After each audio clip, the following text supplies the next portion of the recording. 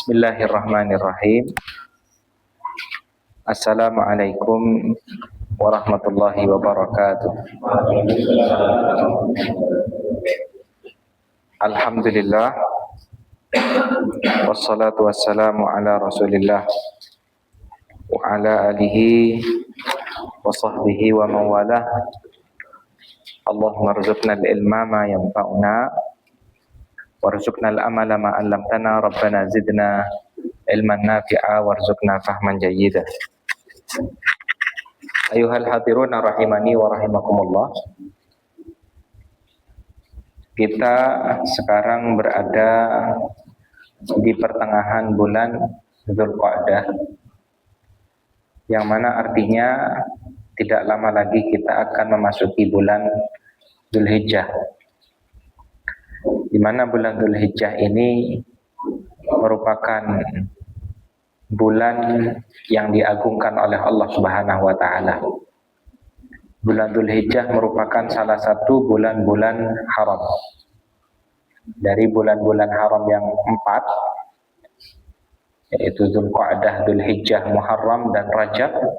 Nah, Dzulhijjah ini adalah bulan haram yang paling diistimewakan oleh Allah Subhanahu wa taala, di mana pada bulan Dzulhijjah ada 10 hari permulaan yang diistimewakan oleh Allah Subhanahu wa taala, sebagaimana diriwayatkan oleh Imam Bukhari dalam hadisnya Abdullah bin Abbas, di mana Nabi sallallahu alaihi wasallam pernah bersabda, "Ma min ayyamin al-'amalu shalihu fiha ahabbu ila Allah min hadhihi al-ayyam, yakni ayyam al-ashr." Tidak ada, kata Nabi sallallahu alaihi wasallam, hari-hari di mana amalan soleh dilakukan oleh anak Adam yang paling dicintai oleh Allah Subhanahu wa taala melebihi amalan soleh yang dilakukan di 10 permulaan bulan Dzulhijjah. Ini menunjukkan akan keistimewaan waktu yang Allah letakkan, di mana 10 permulaan bulan Dzulhijjah itu adalah waktu hari-hari dan malam-malam yang paling mulia di sepanjang tahun, di mana kata Nabi sallallahu alaihi wasallam, amalan soleh di hari-hari tersebut adalah amalan soleh yang paling istimewa di sisi Allah Subhanahu wa taala, paling besar pahalanya di sisi Allah Subhanahu wa taala. Maka para sahabat bertanya, walal jihadu fi sabilillah, apakah amalan berjihad di jalan Allah Subhanahu wa taala pun juga tidak mampu mengalahkan amalan soleh di 10 permulaan Dzulhijjah? Maka Nabi sallallahu alaihi wasallam menyampaikan, walal jihadu fi sabilillah, amalan berjihad di jalan Allah Subhanahu wa taala pun tidak dapat mengalahkannya. Jadi masih lebih mewah, lebih istimewa, lebih besar pahalanya amalan soleh yang dilakukan di 10 permulaan bulan Dzulhijjah. Ini menunjukkan bahwa amalan yang dilaksanakan, amalan soleh yang dilaksanakan beriringan dengan waktu-waktu yang dimuliakan oleh Allah, ini memiliki kelipatan pahala yang lebih, kelipatan pahala yang besar. Bahkan kata Nabi sallallahu alaihi wasallam, bahkan amalan berjihad di jalan Allah pun tidak mampu mengalahkan amalan soleh yang dilakukan di 10 permulaan bulan Dzulhijjah. Hanya saja memang Nabi sallallahu alaihi wasallam mengecualikan satu jenis amalan jihad, illa rajulan kharaja bi nafsihi wa mali, kecuali orang yang berjihadnya ia pergi dengan jiwa raga dan harta pribadinya. Artinya orangnya pergi berjihad, lalu kemudian menggunakan biaya pribadinya, summa lam yarji min dzalika bi syai', yang lalu kemudian tidak ada yang kembali sedikit pun, orangnya terbunuh, lalu kemudian hartanya tidak ada yang kembali kepada keluarganya.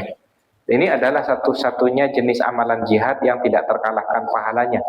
Nabi sallallahu alaihi wasallam demikian.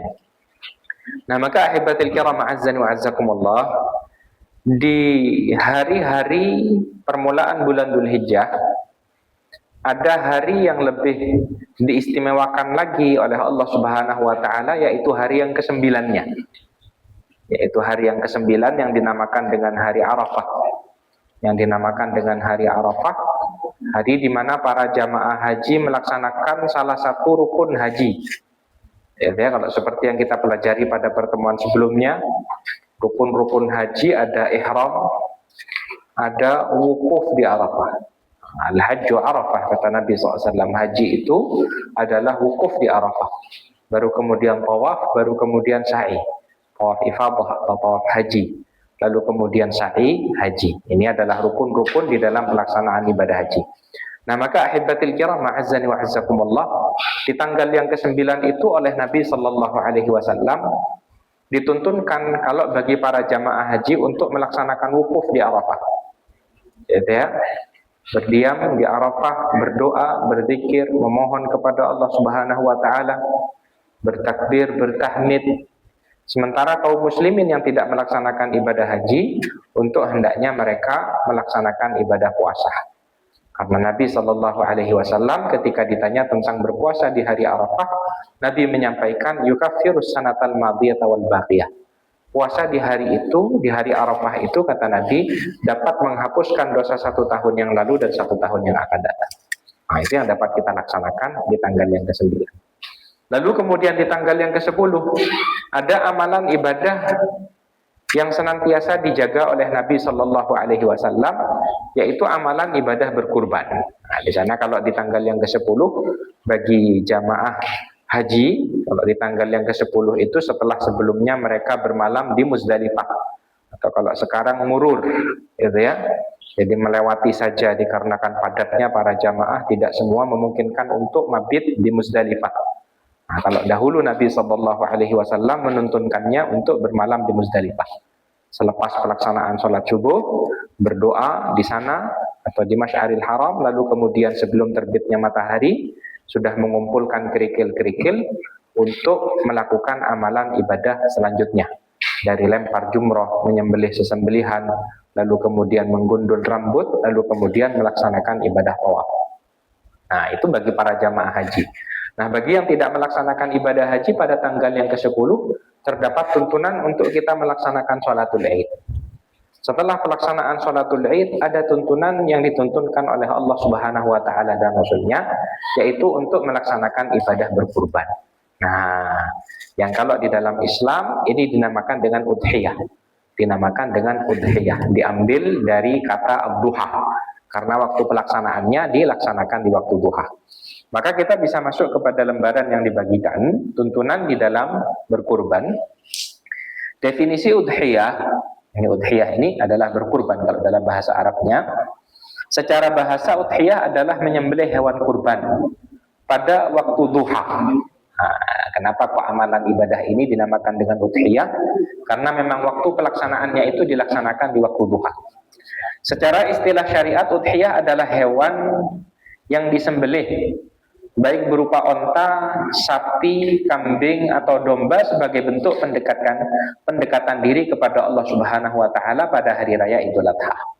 Nah, ini adalah makna daripada berkurban, yaitu menyembelih hewan-hewan ternak, yaitu onta atau sapi atau kambing, taqarruban ilallah, sebagai bentuk kita mendekatkan diri kepada Allah Subhanahu wa taala pada hari raya Idul Adha, atau pada hari raya Idul Adha dengan hari-hari tasyrik. Nah, maka ini ahibatil kiram ma'azzani wa azzakumullah adalah pengertian daripada ibadah berkurban itu. Hukum dan dalil daripada syariat ibadah berkurban ini sunnatun muakkadah, sunnah yang sangat dianjurkan di dalam Islam. Di mana Allah Subhanahu wa taala di dalam suratul Kautsar menyampaikan fasalli li rabbika wanhar. Wahai Nabi Muhammad sallallahu alaihi wasallam, laksanakanlah sholat karena Allah Subhanahu wa taala dan sembelihlah. Di sini ada perintah dari Allah Subhanahu wa taala, wanhar, dan sembelihlah. Ya. Dan Nabi sallallahu alaihi wasallam, ahibatul kiram, adalah seseorang yang selalu menjaga amalan ibadah berkurban ini. Nah, ini yang dapat kita jadikan sebagai motivasi, terutama bagi kita yang dimudahkan rezekinya oleh Allah Subhanahu wa taala. Jadi Nabi sallallahu alaihi wasallam itu selalu menjaga amalan ibadah berkurban ini, baik Nabi sallallahu alaihi wasallam dalam keadaan bermukim ataupun Nabi sallallahu alaihi wasallam sedang dalam keadaan safar. Ayatnya ini yang dilakukan oleh Nabi Shallallahu Alaihi Wasallam. Kalau syariat daripada hari raya ini itu disyariatkannya di tahun yang sama dengan syariat puasa, dengan syariat Idul Fitri. Jadi di tahun 2 Hijriah. Maka Nabi Shallallahu Alaihi Wasallam memiliki satu kebiasaan istiqomah melaksanakan amalan ibadah berkurban ini, gitu ya. Jadi Nabi Shallallahu Alaihi Wasallam kalau dalam hadisnya Anas bin Malik, Nabi SAW pernah menyembelih 2 ekor onta. Disampaikan oleh Anas, anna Nabi Shallallahu Alaihi Wasallam dhaha bi kabshaini amlahaini aqranain. Kata Anas, sesungguhnya Nabi Shallallahu Alaihi Wasallam pernah berkurban dengan 2 ekor kambing yang putih bercampur hitam dan bertanduk. Katanya Anas, ya, dzabahahuma biyadi, di mana Nabi menyembelih dengan tangannya. Ya, disembelih sendiri sama Nabi Shallallahu Alaihi Wasallam kedua kambing tersebut, wasamma wa kabbar, dan beliau mengucapkan basmalah seraya bertakbir, wa wada'a rijlahu ala sifahihima, dan Nabi Shallallahu Alaihi Wasallam meletakkan kakinya pada leher kambing tersebut. Untuk memudahkan di dalam penyembelihan. Nabi Shallallahu Alaihi Wasallam pernah dalam riwayat-riwayat yang lain, dalam hadisnya Aisyah, dalam hadisnya Ali bin Abi Thalib, Nabi Shallallahu Alaihi Wasallam pernah berkurban dengan onta, pernah berkurban dengan kambing. Dalam hadisnya Aisyah pernah mengirimkan hewan-hewan untuk disembelih di kota Makkah. Bahkan pada pelaksanaan ibadah haji Nabi Shallallahu Alaihi Wasallam, Nabi menyembelih 100 ekor onta. Ya, 62 atau 63 diantaranya itu disembelih oleh Nabi Shallallahu Alaihi Wasallam sendiri, lalu sisanya diserahkan kepada Ali bin Abi Thalib radhiyallahu taala anhu. Nah, maka ini adalah amalan ibadah yang selalu dijaga oleh Nabi Shallallahu Alaihi Wasallam. Di antara dalil-dalil yang menunjukkan akan keistimewaan amalan ibadah ini, Nabi Shallallahu Alaihi Wasallam pernah menyampaikan, Nabi Shallallahu Alaihi Wasallam pernah menyampaikan hadisnya itu disampaikan oleh Nabi Shallallahu Alaihi Wasallam, tidak ada amalan soleh yang paling dicintai oleh Allah Subhanahu Wa Taala di Yaumun Nahar, di hari yang ke-10 itu, min ihraqid dam. Kata Nabi Shallallahu Alaihi Wasallam, tidak ada amalan soleh yang paling dicintai oleh Allah Subhanahu Wa Taala di hari raya Idul Adha itu melebihi mengalirkan darah hewan kurban. Ya, demikian disampaikan oleh Nabi Shallallahu Alaihi Wasallam. Ya, yang lalu kemudian kata Nabi Shallallahu Alaihi Wasallam, wa inna dama la yaqa'u minal ardi wa inna dama. Ya, kata Nabi SAW, dan sesungguhnya pahalanya itu akan sampai sebelum darah itu menyentuh tanah. Ya, dan kelak di hari kiamat hewan-hewan kurban ini akan datang dengan tanduk-tanduknya, bulu-bulunya, dengan kaki-kakinya, sebagai saksi akan amalan soleh yang kita lakukan. Ya, sebagai saksi akan amalan soleh yang kita lakukan. Maka oleh karenanya, ahibatul kiram azzani wa azzakumullah, ini adalah amalan yang sangat dianjurkan di dalam Islam. Namun tidak sampai pada derajat yang wajib memang. Ya, karena Nabi Shallallahu Alaihi Wasallam di dalam beberapa hadits menyampaikan, idza dakhala al-ashru wa indahu udhiyatun, idza dakhala al-ashru wa arada ahadukum ay yudhi. Di antara lafal-lafal hadis yang disampaikan oleh Nabi, kalau misalkan sudah masuk 10 permulaan bulan Dzulhijjah, wa arada, dan seseorang di antara kalian menghendaki untuk berkurban, maka menghendaki di sini menunjukkan akan amalan ikhtiyarian, dia boleh untuk memilih antara melaksanakan atau tidak. Maka ini adalah amalan yang tidak sampai pada derajat yang wajib, namun ia memiliki hukum sunnah yang sangat dianjurkan di dalam Islam. Oleh karenanya bagi kaum muslimin yang dimudahkan oleh Allah Subhanahu wa taala rezekinya untuk tidak melewatkan amalan ibadah ini. Ini amalan ibadah yang besar.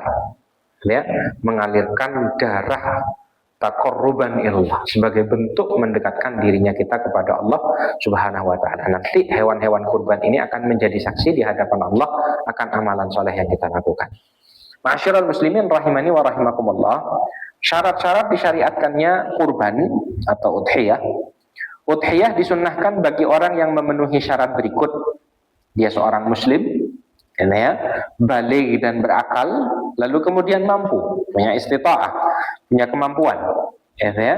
Jadi ada yang dapat digunakan untuk menafkahi keluarganya, lalu kemudian ia memiliki harta yang lebih untuk berkurban, maka di sini dianjurkan untuk orang tersebut berkurban. Selanjutnya yang keempat, ahibatul kiram ma'azzani wa'azzakumullah, hewan yang sah untuk dijadikan kurban itu adalah hewan-hewan ternak, ya. Hewan-hewan ternak yang meliputi onta, sapi, kambing. Ini dengan berbagai jenisnya. Ya, onta dengan berbagai jenisnya, sapi dengan berbagai jenisnya, termasuk kerbau, ya. Lalu kemudian kambing dengan berbagai jenisnya, kambing domba ataupun kambing kacang. Ini diperbolehkan untuk dijadikan hewan kurban. Karena Allah Subhanahu wa taala menyampaikan di dalam suratul Hajj di ayat yang ke-34, "Walikulli ummatin ja'alna mansakal yadhkuru smallahi 'ala ma razaqahum min bahimatil an'am." Dan bagi setiap umat telah kami syariatkan penyembelihan kurban agar mereka menyebut nama Allah atas rezeki yang telah diberikan kepada mereka berupa hewan ternak. Gitu ya. Nah, maka hewan ternak yang dimaksudkan di sini ahibatil kiram tidak keluar dari 3 jenis hewan ini. Ya. Kenapa ya? Karena memang seperti itu yang dahulu dilakukan oleh Nabi Shallallahu Alaihi Wasallam dan para sahabatnya. Artinya gimana Ustaz kalau berkurban pakai entok? Nah, ini bukan, tidak masuk, gitu ya. Tidak masuk. Ya boleh-boleh saja menyembelih entok, bebek, ayam boleh, tapi tidak masuk dalam kategori berkurban. Tidak masuk dalam kategori berkurban karena Nabi dan para sahabat dahulu hanya berkurban dengan 3 jenis hewan ini, onta atau sapi atau kambing.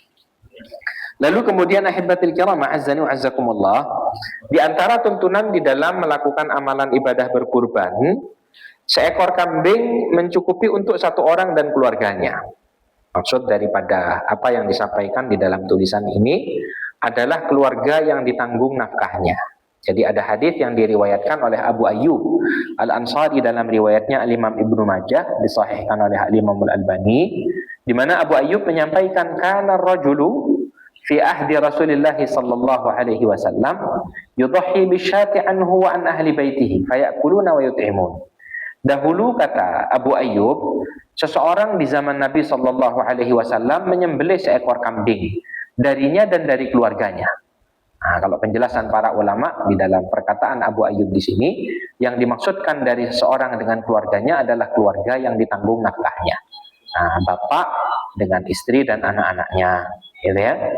Nah, jadi keluarga yang dimaksudkan di sini adalah yang ditanggung nafkahnya. Jadi kata Abu Ayyub, dahulu para sahabat Nabi begitu. Seseorang menyembelih seekor kambing darinya dan dari keluarga. Gitu ya, keluarga yang ditanggung nafkahnya, fayakulun, lalu kemudian mereka memakan sebagiannya dan mereka membagikan sebagian yang lain. Mereka memakan sebagiannya dan membagikan sebagian yang lain. Artinya kalau misalkan keluarga itu tidak dalam satu nafkah, nah ini tidak masuk. Misalkan anak pertama sudah berkeluarga, sudah dengan nafkahnya sendiri dengan keluarganya, ya maka tidak masuk dalam keluarga bapak tersebut. Nah, begitu. Jadi ini yang dimaksudkan. Demikian halnya ahibatil kiram ma'azzani wa'azzakumullah, kalau yang dikorbankan adalah seekor onta atau seekor sapi, maka diperbolehkan untuk berserikat sampai 7. Sebagaimana yang biasa kita lakukan di masyarakat. Hal ini dikarenakan di dalam hadisnya Jabir bercerita, naharna ma'a Rasulillah sallallahu alaihi wasallam ma'amal Hudaybiyah. Kami menyembelih bersama Rasulullah sallallahu alaihi wasallam pada Amul Hudaybiyah, ya, yaitu pada tahun yang ke-6. Al-badanata an sab'ah, 1 ekor onta ini berserikat dari 7 orang. Ya, wal baqarata an sab'ah.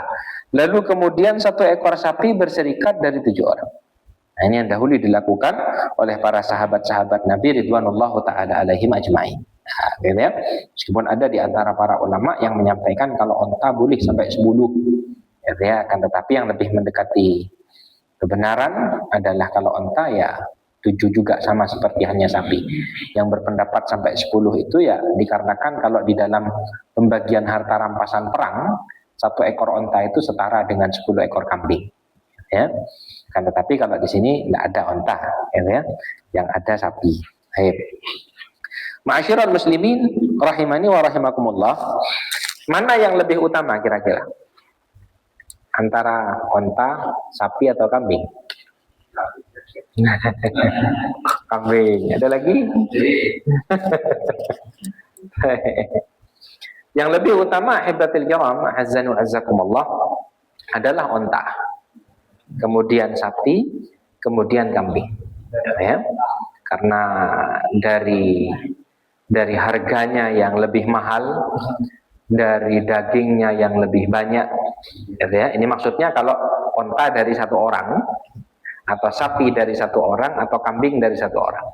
Nah, gitu ya. Nah, maka yang paling utama adalah onta ini, sebagaimana disampaikan oleh madhabul jumhur, mayoritas para ulama. Gitu ya.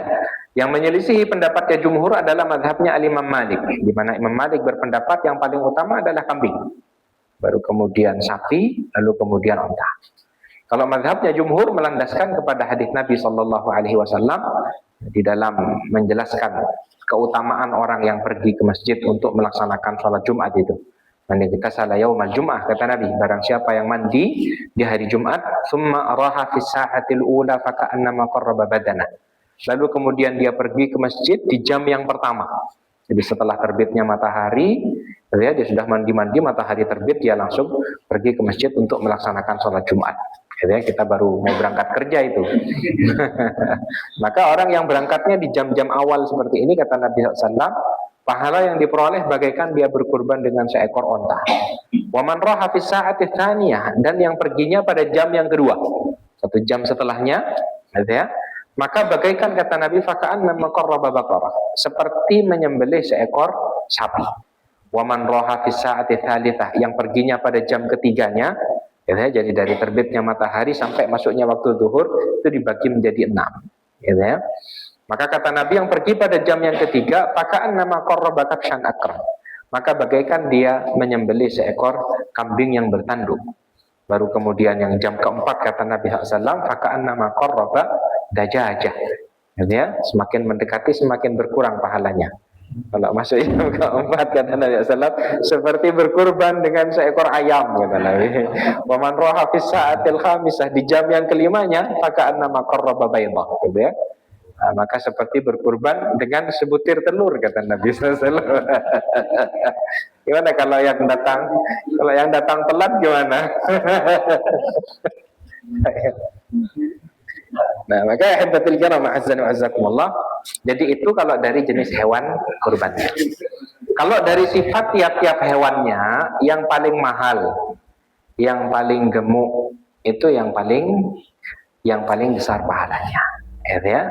Kalau misalkan peternak, anfasuha, yang paling dicintai oleh pemiliknya yang dikurbankan, nah maka itu semakin besar pahalanya di sisi Allah Subhanahu wa taala. Yang jantan didahulukan sebelum yang betina. Betina boleh, ya, akan tetapi didahulukan yang jantan. Didahulukan yang jantan. Kalau betina tidak ada larangan, diperbolehkan, boleh-boleh saja, akan tetapi didahulukan yang jantan. Ma'asyiral muslimin rahimani wa rahimakumullah. Lalu kemudian yang ketujuh, syarat-syarat yang harus dipenuhi dalam hewan kurban. Yang pertama adalah dari sisi usia. Kalau onta itu disyaratkan telah genap berumur 5 tahun. Kalau sapi itu sudah genap umur 2 tahun. Kalau kambing itu sudah genap umur 1 tahun. Kenapa? Karena Nabi Shallallahu Alaihi Wasallam dalam hadisnya Jabir yang diriwayatkan oleh Imam Muslim menyampaikan, la tadbahu illa musinnah, kata Nabi. Janganlah kalian menyembelih kecuali yang berusia musinnah. Ya, musinnah itu tadi, kalau onta sudah genap 5 tahun masuk tahun ke-6. Kalau sapi sudah genap 2 tahun masuk tahun ke-3. Kalau kambing sudah genap 1 tahun masuk tahun kedua. Nah, ini makna daripada musinnah. Ya, artinya ini giginya sudah tanggal, gigi pertamanya sudah tumbuh, gigi keduanya. Ya, illa ya'sura alaikum, kata Nabi SAW, kecuali yang ekonominya sulit. Yang kesulitan ekonominya, kata Nabi SAW, fatadbahu jaz'atan minadh-dha'n, maka diperbolehkan oleh Nabi untuk menyembelih kambing domba yang berusia jaz'ah. Jaz'ah ini adalah kambing domba yang sudah genap 6 bulan, masuk bulan ke-7. Hanya kambing domba. Kalau yang kambing kacang dipersyaratkan 1 tahun. Ya. Ilahnya, alasannya kalau seperti disampaikan oleh para ulama, kalau kambing domba itu lebih besar. Kalau kambing kacang baru 6 bulan itu belum banyak dagingnya, tapi kalau kambing domba ini sudah lumayan. Ya. Oleh karenanya oleh Nabi Sallallahu Alaihi Wasallam dikecualikan. Yang lalu kemudian ahibatil kiram ma'azzan wa azzakumullah, kalau dalam hadisnya Uqbah ibnu Amir, gitu ya, dalam hadisnya Uqbah ibnu Amir, Uqbah pernah bertanya, ya Rasulullah, asabani jazaa, gitu ya, wahai Rasulullah, aku mendapatkan jazaa, yaitu kambing yang berusia genap 6 bulan masuk bulan ke-7, gitu ya. Yang lalu kemudian ia bertanya kepada Nabi, gitu ya, apa boleh kalau dikorbankan? Kata Nabi SAW, dhahibi, silahkan untuk mengorbankan dengan kambing yang berusia jaza'ah itu, kata Nabi SAW. Dalam riwayat yang lain, Uqbah ibnu Amir menyampaikan, dhahaina ma'a Rasulillah sallallahu alaihi wasallam bi jaz'in min at-ta'am. Kami pernah menyembelih bersama Nabi sallallahu alaihi wasallam, yaitu kambing domba yang berusia jaza'ah. Maka ini pengecualian bagi kaum muslimin yang ekonominya sulit tapi ingin berkurban, maka bisa berkurban dengan kambing domba yang berusia jaza'ah. Baik. Ma'asyiral muslimin rahimani wa rahimakumullah, syarat yang kedua adalah hendaknya hewan-hewan kurban tersebut adalah selamat dari cacat, bukan hewan-hewan kurban yang cacat. Dan itu disampaikan oleh Nabi Sallallahu Alaihi Wasallam di dalam riwayatnya Al-Imam An-Nasa'i, ya, Al-Imam At-Tirmidzi dengan sanad yang sahih, di mana Nabi menyampaikan arba'un la tujzi'u bil adhahi. Ada 4 jenis cacat yang enggak boleh terdapat pada hewan kurban, kata Nabi SAW. Al-awra al-bayyin wa awaruha, ya, wal maridah al-bayyin maraduha, wal arja al-bayyin arajuha, wal ajfa allati la tunqi. Yang pertama kata Nabi Sallallahu Alaihi Wasallam, yang sangat kurus, ya, yang pincang, yang buta sebelah matanya, lalu kemudian yang sakit. Maka ini adalah jenis-jenis cacat yang nggak boleh ada pada hewan kurban. Jadi yang kurus kering sampai tidak ada sumsumnya, ya, nah ini nggak diperbolehkan. Ataupun yang pincang, patah kakinya, ya, ini tidak diperbolehkan untuk dijadikan hewan kurban, ya. Kecuali kalau misalkan pincangnya ini setelah kita tetapkan kalau hewan ini akan menjadi sesembelihan kita. Jadi waktu beli sehat, waktu dibawa dari peternakan ke tempat penyembelihan jatuh dia dari truknya, dari tosanya misalkan sampai menjadikan kakinya patah, tidak apa-apa.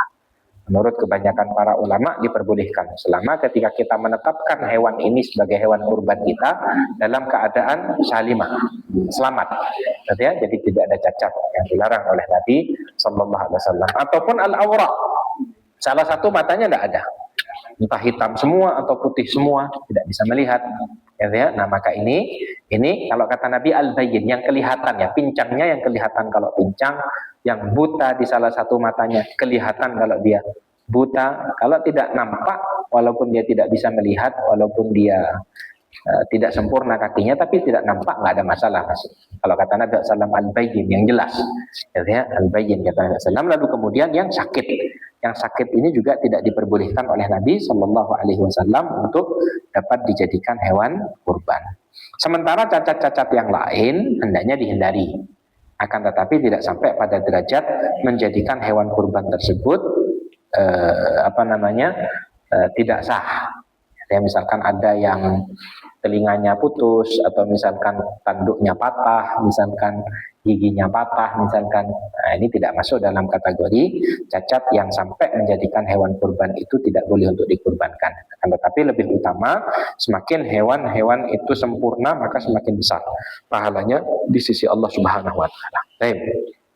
Yang kedelapan adalah waktu penyembelihan kurban. Waktu penyembelihan kurban dimulai setelah pelaksanaan sholat Id. Jangan sebelum sholat Id. Jadi harus setelah sholat Id. Makanya ada yang menarik, ada sunnah Nabi Shallallahu Alaihi Wasallam di dalam pelaksanaan sholatul Id. Kalau sholat Idul Fitri itu sunnahnya diakhirkan. Misalkan jam 6 kurang seperempat sudah masuk waktu syuruk, nah itu dikasih waktu jeda beberapa saat dengan maksud dan tujuan agar memberikan ruang bagi kaum muslimin yang hendak menunaikan zakat fitrah mereka. Karena itu adalah waktu yang paling utama. Nah, sementara sunnah pada pelaksanaan sholatul Idul Adha itu sunnahnya disegerakan. Kalau sudah masuk waktunya, disegerakan untuk melaksanakan sholatul Idul Adha. dengan maksud dan tujuan untuk memberikan ruang yang lebih kepada kaum muslimin untuk mereka menyembelih hewan-hewan kurban mereka. Jadi seperti itu. Nah, waktu pelaksanaan penyembelihan itu dimulai dari setelah pelaksanaan sholat Id, ya, atau setelah terbit matahari pada hari Idul Adha dengan perkiraan waktu cukup untuk sholat 2 rakaat dan 2 khutbah bagi yang tidak sholat. Ya, kalau misalkan tidak melaksanakan seperti orang-orang Badui, itu kan tidak ada kewajiban untuk mereka melaksanakan seperti sholatul Id, gitu ya. Jadi kalau misalkan mereka hendak berkurban, maka diperkirakan saja dari matahari terbit itu ya seukuran waktu yang mana kaum muslimin memungkinkan untuk melaksanakan sholatul Id. Nah, itu waktunya. Karena di dalam hadisnya Al-Bara ibnu Azib, Nabi pernah menyampaikan, man shalla sholatana, barang siapa yang sholat seperti sholat kami, wa nasaka nusukana, dan menyembelih seperti sesembelihan kami, faqad asaban nusuk, maka ia telah benar dalam ibadah kurbannya, dalam ibadah penyembelihannya. Wa man dzabaha qabla ayyusalliya falyu'id makanaha ukhra, maka barang siapa yang menyembelih sebelum sholat, ya, maka hendaknya dia menyembelih lagi, kata Nabi sallallahu alaihi wasallam. Dalam hadisnya Jubair bin Mut'im, Nabi sallallahu alaihi wasallam, ya, dalam hadisnya Al-Bara ibnu Azib seperti itu Nabi menyampaikan. Jadi kalau ada yang menyembelih sebelum sholat, maka ini tidak sah penyembelihannya. Dia hanya yang menyembelih hewan saja untuk dimakan, tidak masuk dalam kategori ibadah berkurban. Ya, tidak masuk dalam kategori ibadah berkurban. Sampai kapan? Sampai akhir hari tasyrik. Ya, artinya tanggal yang 10, 11, 12, 13. Karena kata Nabi di dalam hadisnya Jubair bin Mut'im, kullu ayyamit tasyriki dzabhun. Semua hari-hari tasyrik itu adalah hari penyembelihan, Gitu ya. Ahibatul kiram, azan wa azakumullah. Dalam hadis yang lain Al-Bara bin Azib meriwayatkan di mana Nabi bersabda, awwalu ma nabda'u bihi yaumana hadza nusalli. Yang pertama kali kita lakukan pada hari ini adalah sholat dulu, kata Nabi sallallahu alaihi wasallam. Tsumma narji'u fananhar. Lalu kita pulang, lalu kita nyembelih.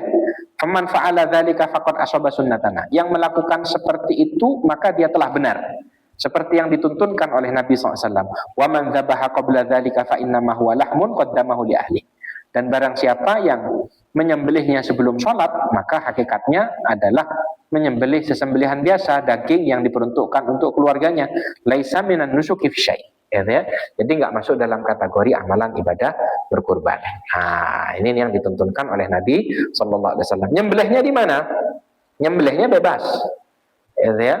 Mau menyembelih misalkan di Masjid As-Salam mengadakan penyembelihan, biar tidak ribet sudah dititipkan di Masjid As-Salam misalkan, alhamdulillah boleh. Atau misalkan di lembaga-lembaga pendidikan, ya boleh. Atau misalkan dia punya keahlian, dia nyembelih sendiri ya bisa, nguliti sendiri ya bisa, dia sembelih sendiri di rumahnya, apakah boleh? Boleh saja, tidak ada masalah, ya. Diperbolehkan untuk menyembelih di mana saja. Bidahibatul kiram, a'azzani wa azzakumullah. Dan sunnahnya adalah menyembelih sendiri. Kalau seperti yang biasa dilakukan oleh Nabi Sallallahu Alaihi Wasallam, ini disembelih sendiri. Ya. Kalau misalkan tidak berani, boleh diwakilkan. Ya, kalau misalkan tidak tega ini ngelihat. Kalau Nabi Sallallahu Alaihi Wasallam kan dalam hadisnya Anas, wa wada'a rijlahu ala sifahihima. Nabi itu meletakkan kakinya di leher sesembelihannya. Karena kalau kebiasaan orang Arab, kalau cuma kambing itu nyembelih satu orang. Ya, jadi satu kambing itu satu orang disembelih, dijatuhkan. Makanya di antara cara Nabi SAW untuk tidak menjadikan hewan itu bergerak-gerak, ya, memudahkan di dalam penyembelihan, Nabi meletakkan kakinya pada bagian leher, lalu kemudian disembelih oleh Nabi SAW. Kalau kita nyembelih ayam berapa orang? Dua orang gitu ya. Karena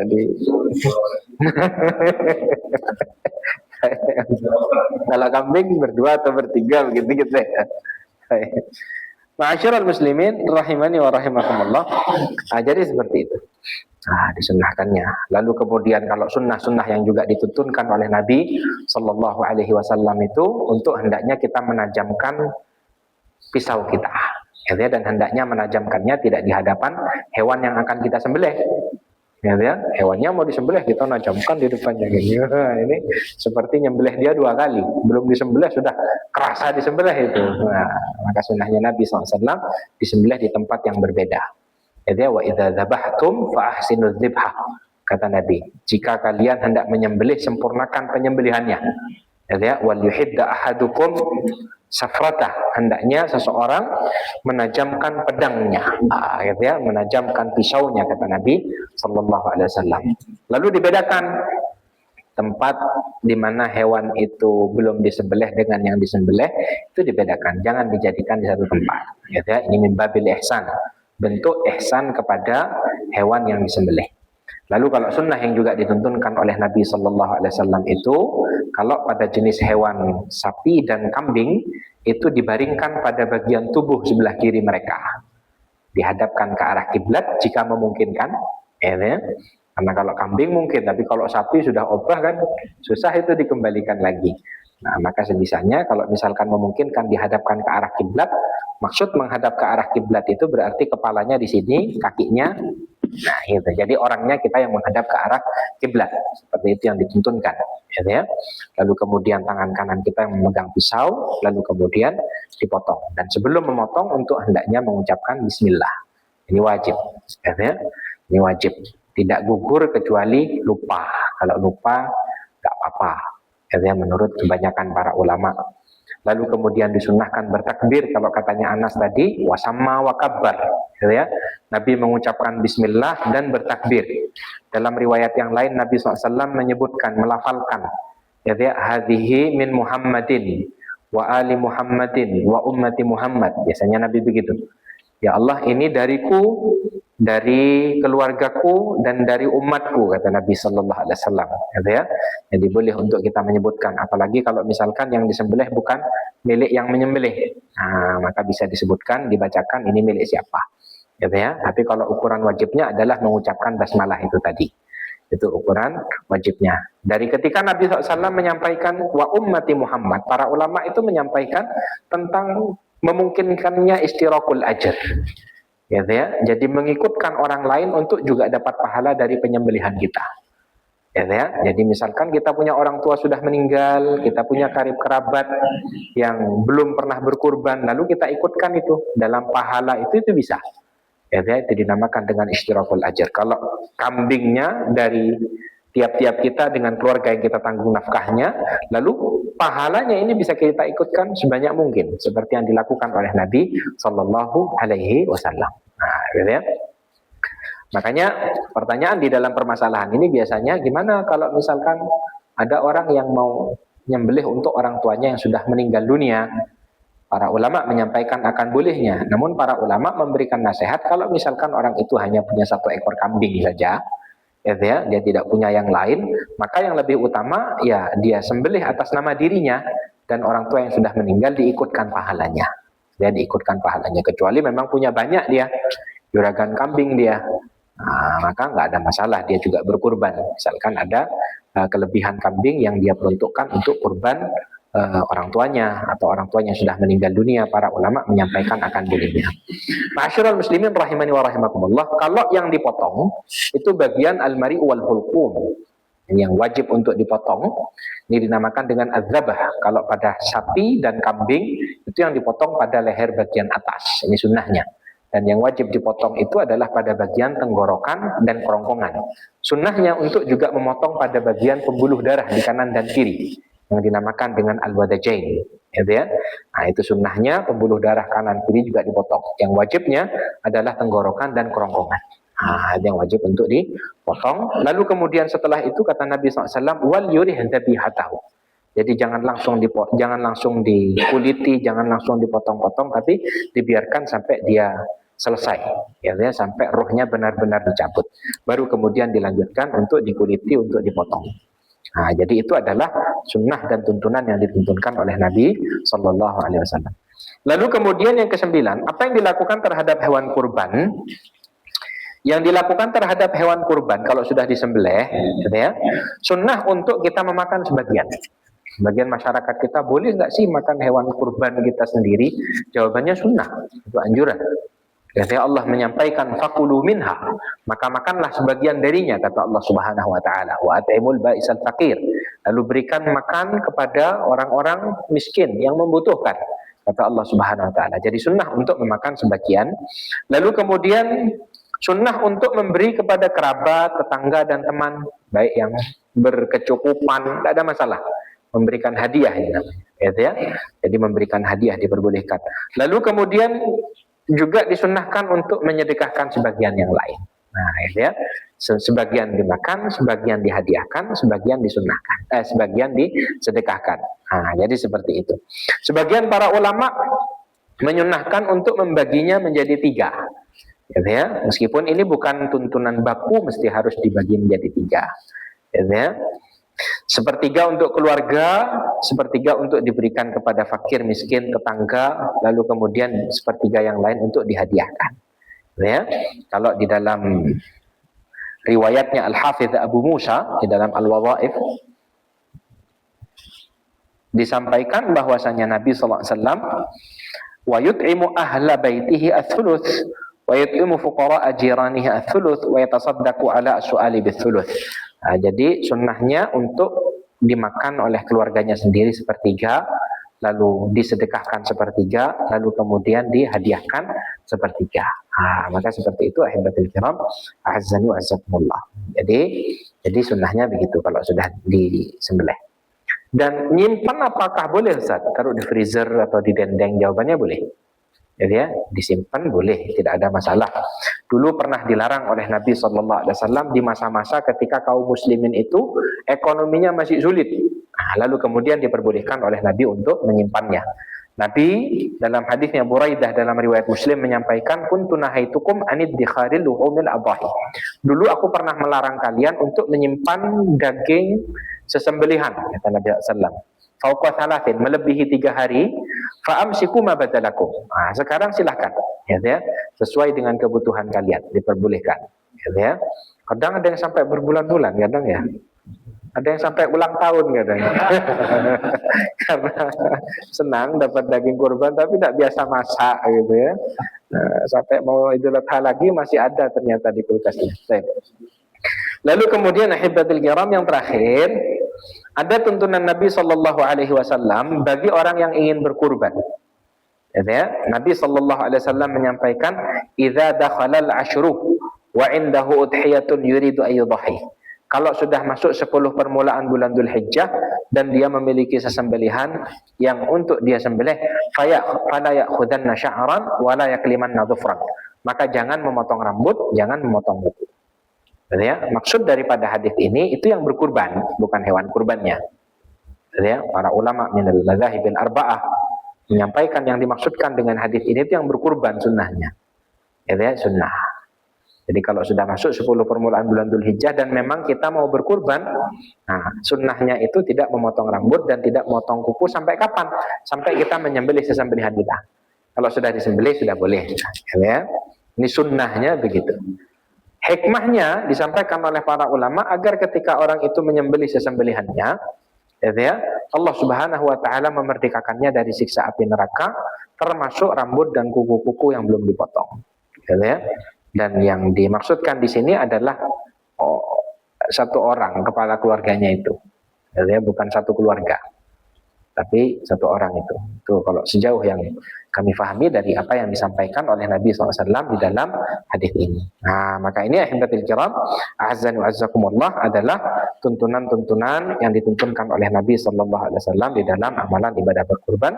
Sekali lagi, bagi kaum muslimin yang dimudahkan oleh Allah rezekinya untuk dapat berkurban, nah maka jangan melewatkan kesempatan emas. Ya. Nabi tidak pernah melewatkan amalan ibadah berkurban, baik Nabi dalam keadaan mukim ataupun Nabi SAW dalam keadaan safar. Ini materi kita. Terus selanjutnya jika ada pertanyaan kita persilakan.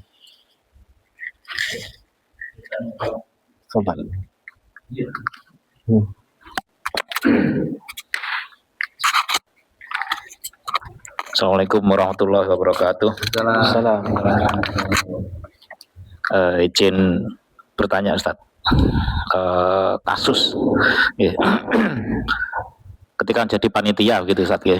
Kita diberi amanah tadi berserikat terkait dengan sapi gitu ya. Kalau unta nggak ada ya. Terkait dengan sapi, kita sudah menentukan misalkan 3 juta gitu ya, 3 juta atau berapa. Paling mudah contohnya 3 juta. Otomatis uang terkumpul 21 ya. Dari situ ada beberapa pertanyaan.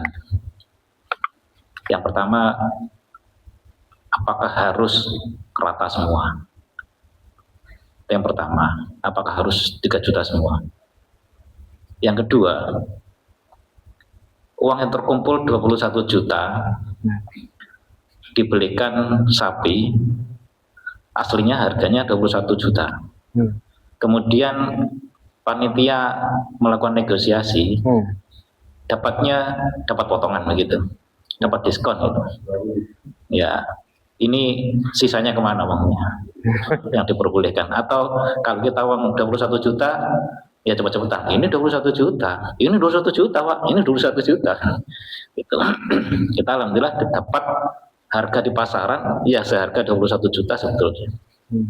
Apakah kita diperbolehkan untuk melakukan negosiasi?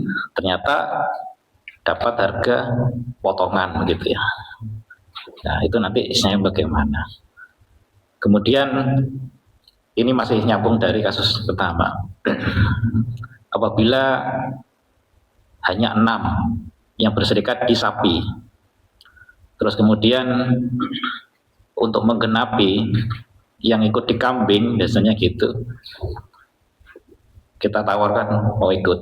Apakah panitia harus minta izin kepada yang sudah lengkap di 6 sapi, ikut di sapi, untuk menggenapi 7 si kambing, pengkorban kambing. Ini kemampuannya memang segitu, di bawahnya biaya sapi kan gitu, anggap aja 2 juta. Tapi ketika kita masukkan dengan orang yang ke-7 di kambing, ini kita masukkan menjadi lengkap 7 di sapi, dengan harga itu kita dapatkan. Ya, kasusnya seperti itu. Apakah kita diperbolehkan dan harus izin misalkan kepada 6 yang sudah berakot di sapi? Oke, demikian mungkin Ustaz. Syukran. Jadi yang pertama tadi adalah tentang apa tadi yang pertama?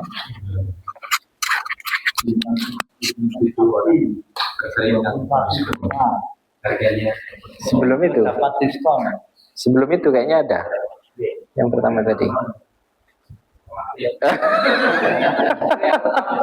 Jadi contoh pemberikan hanya 3 jutaan baru satu. Kalau yang dalam prakteknya ternyata dapat diskon. Ya, ya namanya wakil ya. Ini kan akadnya akad wakalah. Nah, ya berarti harus dikasih tahu si berkurbannya. Nah, jadi seperti itu. Di dalam ibadah berkurban ini kan juga ada biaya yang harus dibayar. Kalau dalam hadisnya Ali bin Abi Thalib itu nahnu nu'tihi min indina. Nabi memerintahkan kepadaku, amarani an-nabiyyu sallallahu alaihi wasallam an aquma ala budni. Gitu ya, wa atasaddaqa bi luhumiha wa juludiha, gitu ya. Katanya Ali bin Abi Thalib, aku diperintahkan oleh Nabi untuk mengurusi ontanya, untuk disembelih. Dan aku diperintahkan untuk menyedekahkan semuanya. Gitu ya, dagingnya, kulitnya, wa alla uqtil jazzara minha syai'a. Dan aku tidak diperbolehkan oleh Nabi untuk memberikan yang tukang sembelih ini sedikit pun dari apa yang dikurbankan. Nah, nunutihi min indina. Jadi upahnya dipisah, dipersiapkan. Nah, jadi kan kalau misalkan hanya 3 juta, itu kan masih dibutuhkan upah jagalnya. Biasanya 500.000, 600.000. Nah, itu ya dibebankan kepada si pekurban, ya, dibebankan kepada sahibul kurban. Terkait dengan pertanyaan gimana kalau misalkan dapat diskon karena akadnya adalah akad wakalah, ya disampaikan. Ini nggak sampai 21 juta. Misalkan hanya 19 juta atau 20 juta atau 20 juta 500, misalkannya ada 500.000. Ya disampaikan karena akadnya bukan akad jual beli nih kan. Akad dengan sahibul kurban, kita sebagai wakilnya. Sebagai wakilnya, maka untuk hendaknya disampaikan. Nah, jadi tidak untuk mengambil keuntungan dari amalan ibadah ini. Kecuali kita dagang sapinya, nah, kita ngambil keuntungan. Nah, tapi kita sebagai panitia ini kan wakil daripada sahibul kurban di dalam mereka mengorbankan hewan-hewan kurban mereka. Pertanyaan yang pertama tadi itu apakah harus sama, misalkan 3 jutaan gitu ya, sama pertanyaan pertama dengan pertanyaan terakhirnya. Umumnya begitu. Namun kalau misalkan semuanya ridha, gitu ya. Ini kalau misalkan 6 orang ini masih harus nambah lagi bisa dapat 1 ekor sapi, ini ada yang bisa diikutkan yang ketujuh, gitu ya. Tapi kemampuannya tidak bisa sama seperti yang lain, tapi nutup. Kalau yang lain ridha nggak apa-apa. Kalau yang lain ridha nggak apa-apa. Seperti itu. Tidak ada masalah. Kalau misalkan yang lain pun ridha, orang yang ketujuh misalkan tidak perlu bayar apa-apa, pun tidak ada masalah. Nah, seperti itu. Misalkan ini ada bersaudara ini, sama-sama sudah punya keluarga masing-masing, 7 bersaudara. Ini yang paling bungsu tidak punya uang, ya. Nah, saudara-saudaranya yang 6 nyembelih, lalu kemudian sudah adik kita yang paling kecil kita ikutkan, misalkan, boleh saja, ya. Selama memang semuanya ridha, itu sejauh yang kami ketahui. Terus apa lagi tadi? Nah, cukup berarti ya, baik. Coba.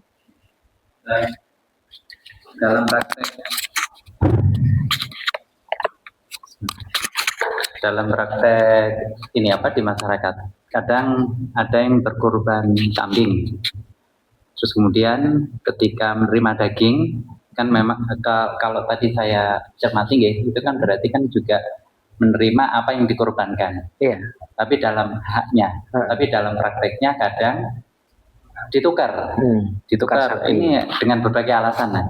Berbagai alasan, mungkin karena alergi kambing dan sebagainya. Nah, itu bagaimana? Ya. Itu yang pertama. Kemudian yang kedua, dalam praktek kita ketika berkorban itu kan tadi diutamakan si pengkorban itu kan mengkonsumsi apa yang dikorbankan. Iya. Nah, tapi dalam kenyataannya itu kadang ketika daging itu sudah korban itu sudah disembelih dan bercampur dengan yang lainnya. Iya. Sehingga kita pun menerima itu bukan dari apa yang kita korbankan. Iya. Nah, itu bagaimana? Apakah perlu ada kesepakatan di awal diumumkan kepada khalayak nanti kondisi seperti ini, ataukah tadi itu dianggap sebagai sesuatu yang pemahaman umum, maka itu dilazimkan. Itu aja, Ustaz. Barakallah. Gimana pertanyaan yang pertama tadi, kalau kurbannya kambing tapi mintanya sapi gitu. Ya.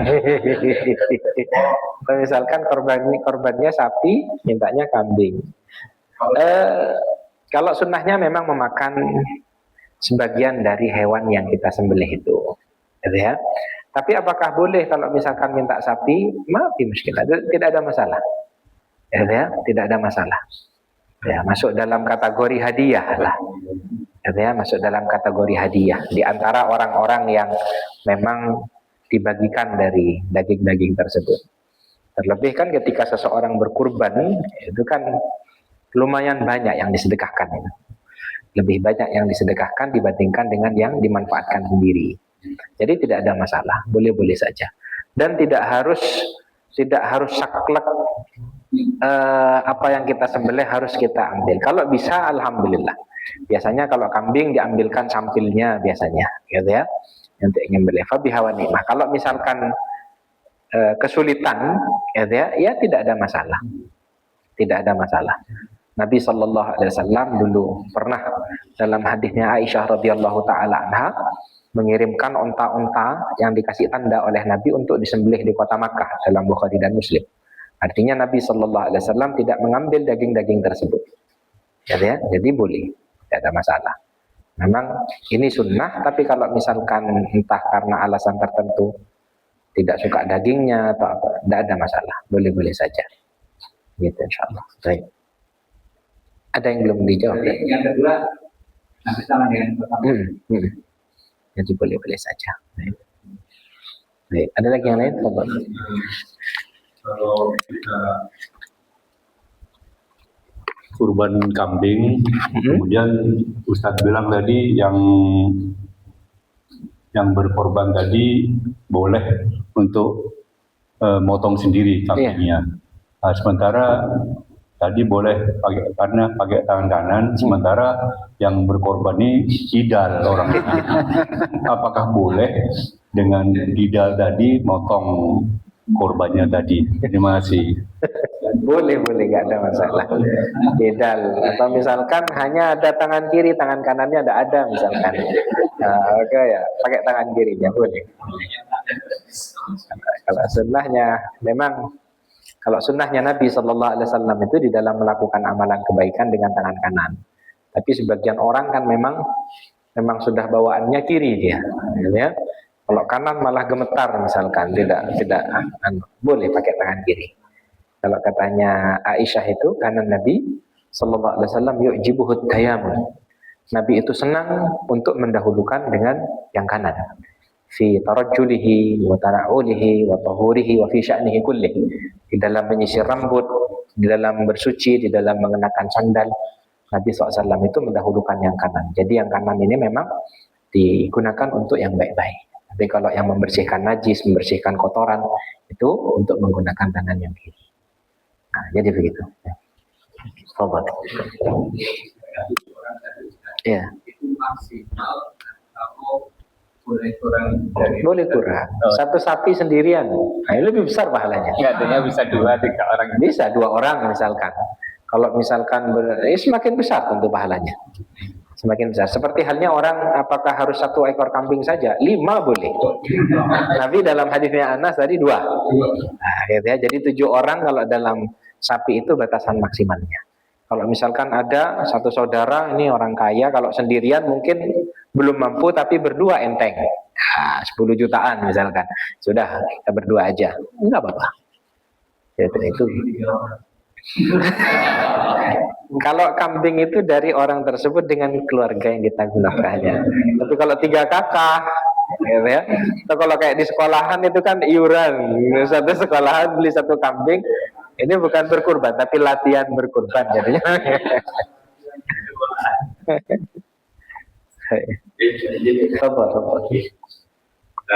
Terkait kurban, kalau itu anggota keluarga, ada suami atau istri. Ini tahun ini mungkin atas nama suami. Ya. Mungkin tahun berikutnya atas nama istri. Lah, yang tidak ikut kurban suami atau istri itu apakah juga mendapatkan pahala dalam satu keluarga? Ini yang pertama. Kemudian yang kedua, di lingkungan masyarakat kecil itu kadang juga aneh-aneh, dalam artian kalau kurban itu dibagi dagingnya, namun karena skupnya kecil, mungkin 2 ekor kambing ini disembelih sama-sama sama warga, kemudian dimasak sama-sama. Jadi dibagikan dalam bentuk makanan sate dan gulai. Ini pertanyaannya, apakah si korban itu juga sudah memenuhi syarat kurbannya? Demikian, terima kasih. Pertanyaan yang pertama, kalau sunnah yang dituntunkan dahulu di zaman Nabi SAW, ya dari seorang kepala rumah tangga dengan keluarga yang ditanggung nafkahnya. Kapan ya? Setiap tahun. Tidak lalu kemudian tahun ini kurban, 3 tahun lagi baru kurban lagi. Tapi sunnahnya setiap tahun. Dengan keluarga yang ditanggungnya, cukup atas nama bapak itu sudah. Perkara misalkan uangnya dibantu sama istrinya juga, karena istrinya juga bekerja, nggak apa-apa. Gitu ya. Kalau misalkan dari bapak itu saja, atau misalkan dari istrinya uangnya, gitu ya, uangnya bapaknya sudah habis untuk menafkahi keluarganya. Ini istri punya banyak tabungan, misalkan sudah, ini nggak apa-apa atas nama bapak tersebut dengan keluarga yang ditanggung. Jadi tidak perlu satu persatu, tahun ini bapak, tahun berikutnya ibu, tahun berikutnya anak pertama, anak kedua. Jadi ya sudah. Jadi bahkan kalau Nabi SAW sendiri kan 2 ekor kambing ya dari Nabi dengan keluarga yang ditanggung oleh Nabi SAW. Jadi seperti itu yang dituntunkan. Pertanyaan yang kedua tadi adalah tentang ya, karena menilai kalau dibagikan dagingnya ini nggak seberapa dapatnya, ya.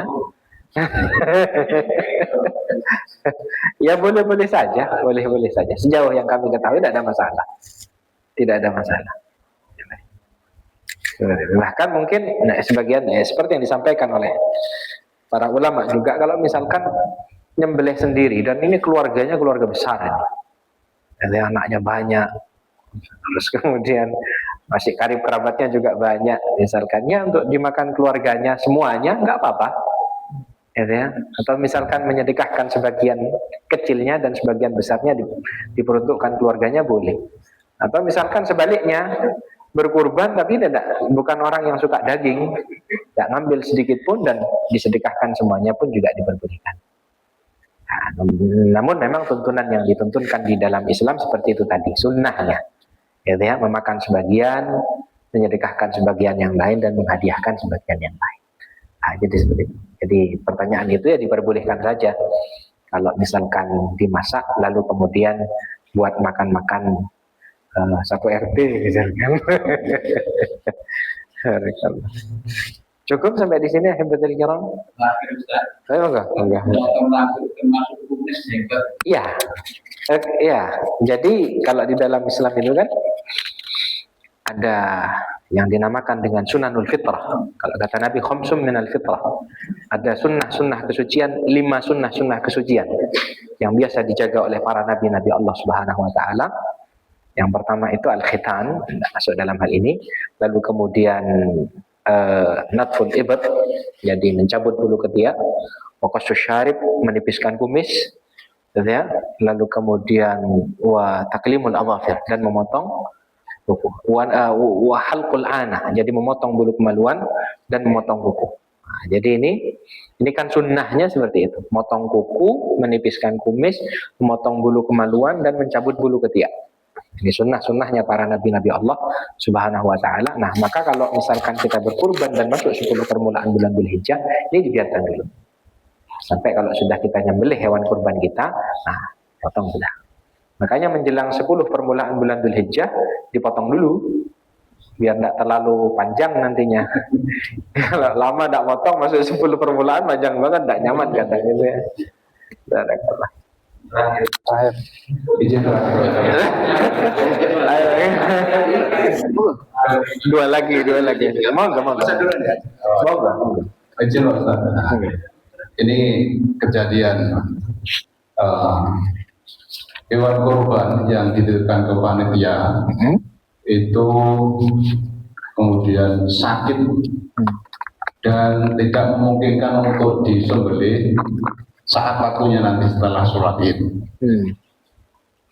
Jadi oleh panitia karena untuk menghalalkan daging hewannya disembelihlah oleh panitia. Yang ingin saya tanyakan, bagaimana status orang yang berkorban saat penyembelihan hewan korbannya belum setelah sholat Id. Terima kasih. Barakallah. Ya, kalau misalkan hewan kurbannya sakit, jadi sampaikan kepada sahibul kurban, kepada pemilik kambingnya. Insya Allah pahalanya sudah ditulis itu.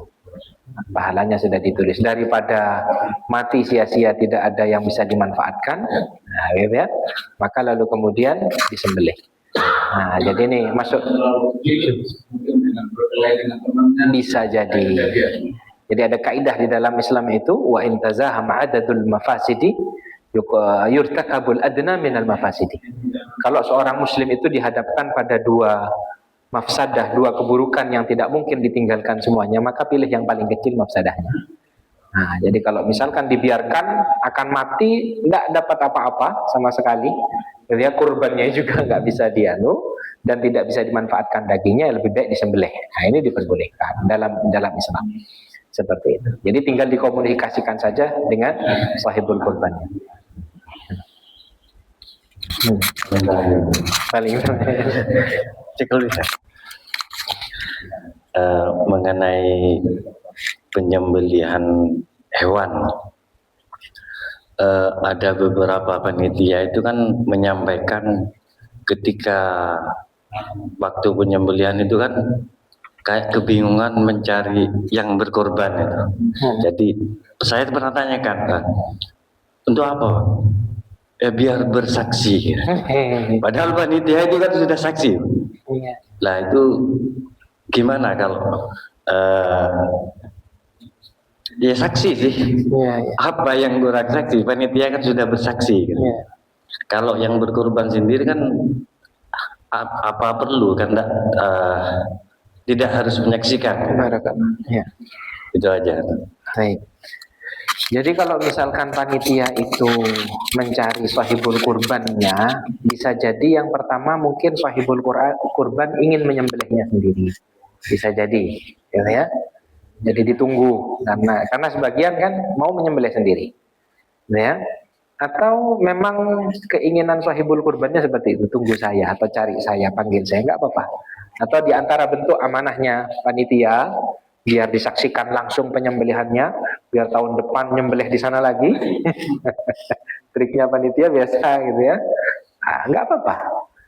Kalau misalkan sahibul kurban sudah mengamanahkan, sudah apa katanya panitia sudah. Nah, ini bisa disembelih langsung. Tidak ada masalah, tidak harus hadir juga. Tidak harus hadir. Tapi kalau misalkan sahibul kurbannya menginginkan untuk hadir, ya ditunggu untuk kedatangannya. Jadi semoga apa yang kita pelajari dapat memberikan kemanfaatan. Kita akhiri dengan doa akhir majelis. Subhanaka Allahumma wa bihamdika asyhadu an la ilaha illa anta astaghfiruka wa atubu ilaik. Assalamualaikum warahmatullahi wabarakatuh.